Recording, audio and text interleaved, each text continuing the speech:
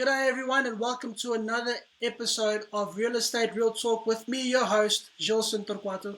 Our guest today is Mr. Patrick Katabua, former president of the African Real Estate Society and current lead of the Africa desk at Cushman and Wakefield, Broll. Mr. Patrick, it's an honor to have you here today. How are you doing?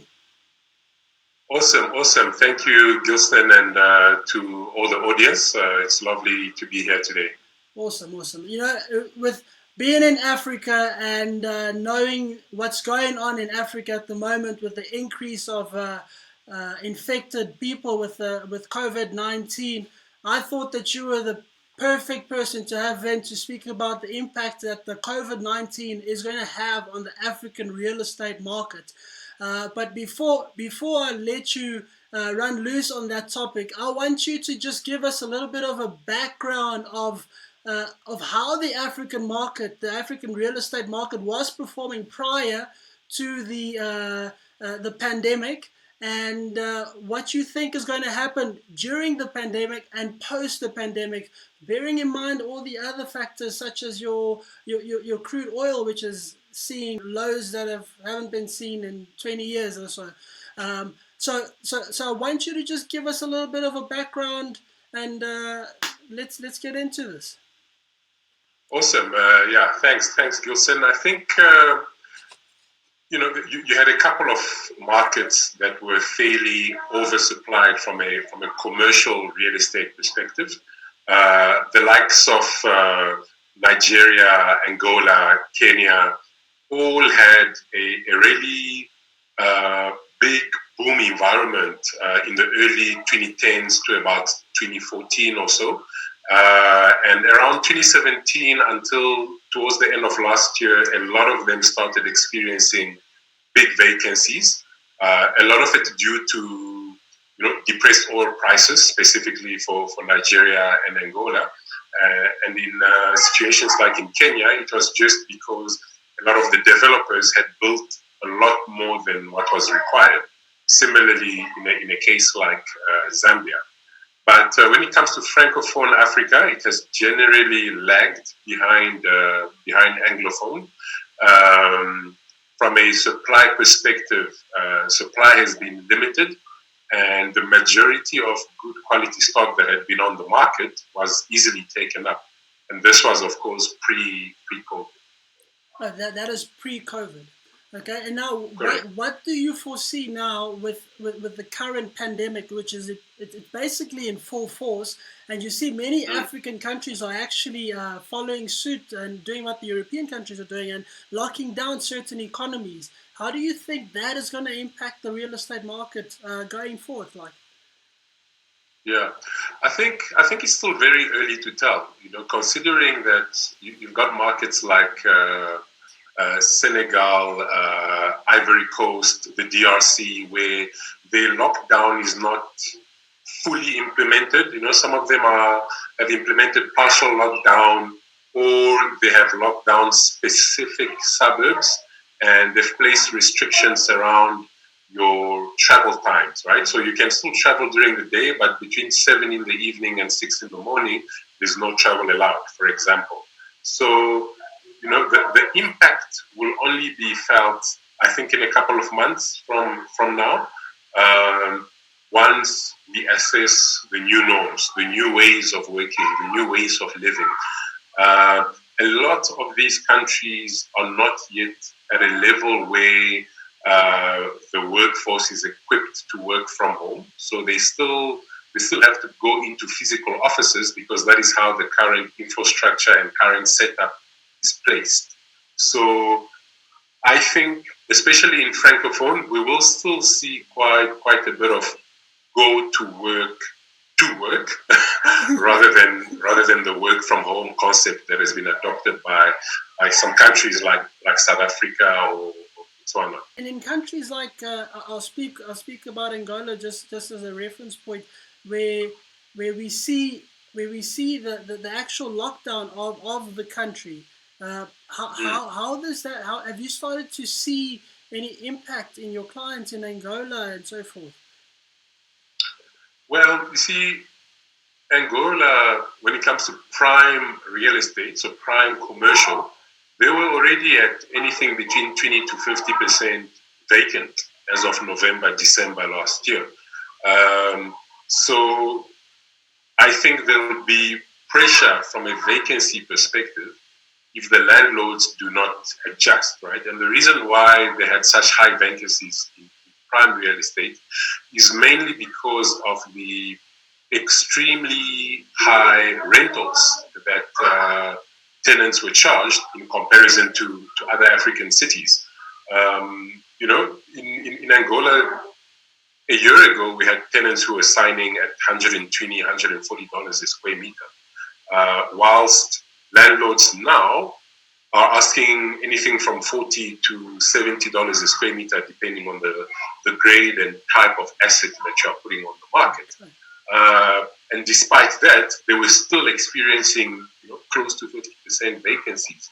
So the landlords will really need to adjust and really come to the party to ensure that the shock is somewhat managed. Okay, and spread out, I'm assuming, throughout all the stakeholders. Absolutely. Okay. Absolutely. So at the moment, what we are saying is that there's not enough evidence to foresee what the future of the real estate market will be post the current pandemic that we have. That's right. That's right. Because we are starting to see both tenants and landlords getting around the table to talk about softening the blow.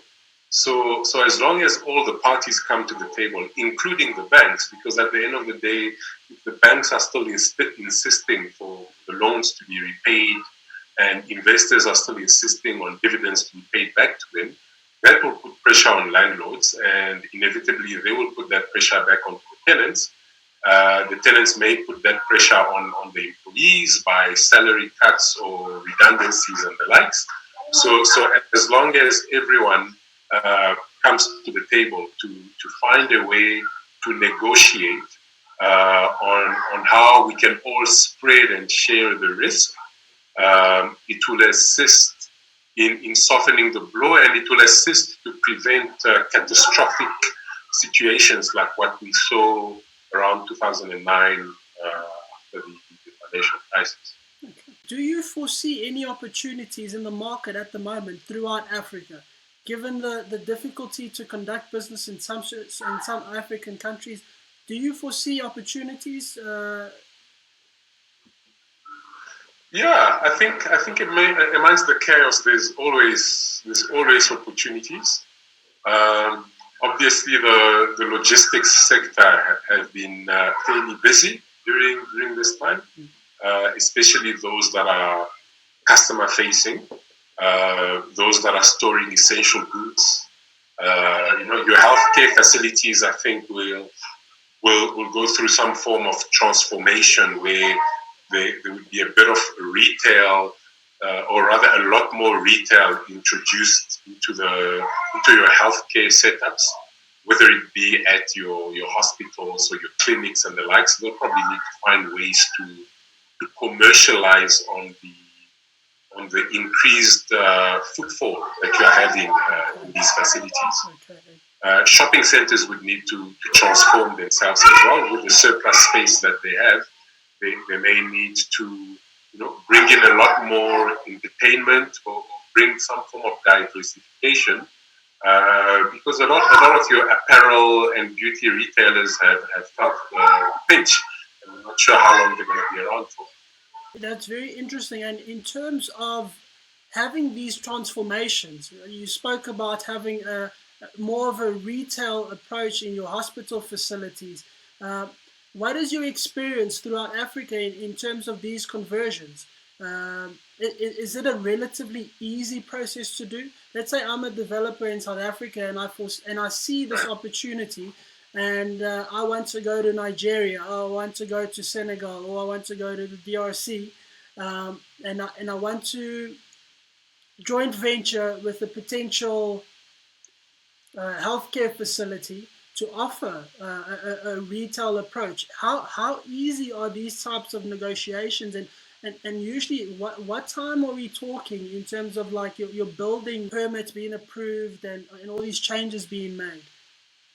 Mm-hmm. So I think to answer the first part of your question, is it possible for a developer in a certain jurisdiction or an operator in a certain jurisdiction to go across into another jurisdiction? Absolutely.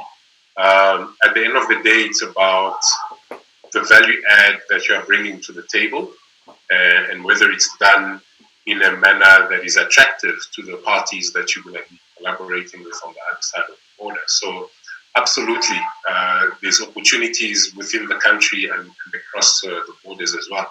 From a timing perspective, what has been very positive is that the majority of local authorities across the continent have come to the party in terms of ensuring that healthcare gets prioritized. So if you are doing some maintenance work or upgrade work at a healthcare facility, you're given a permit and you can quickly go and execute on your project. And as long as we're able to have a quick response rate from that perspective, we should be able to soften the blow. The blow is coming. The blow is already here. It's just a matter of how do we work as communities and industries to soften. Okay, and do you see this willingness by stakeholders to actually joint venture in times like these? Do you see that willingness? Although many borders are closed, do you see the communication between different regions? Absolutely, yeah. The borders may be closed, but communication is definitely not closed. The borders are closed for your ordinary business transactions. There's still a lot of cargo moving between the borders, especially the cargoes that contribute towards essential services or essential goods. So the communication is still there, and it must still be there, because it doesn't help for one country to have all the precautionary measures and then another country just free living, because that would mean that in 2 or 3 months' time, the free living one would be the most contagious and may put the whole region into jeopardy. That is true. That is true, and I completely agree with you. Thank you very much for your snippet and your in view on the African market at the moment. I hope to touch back with you in a few months' time to see how the African market is recovering, how it's operating, and the way forward from there. Awesome. Thank you, Gilson, and the listeners. It's been great to have this session.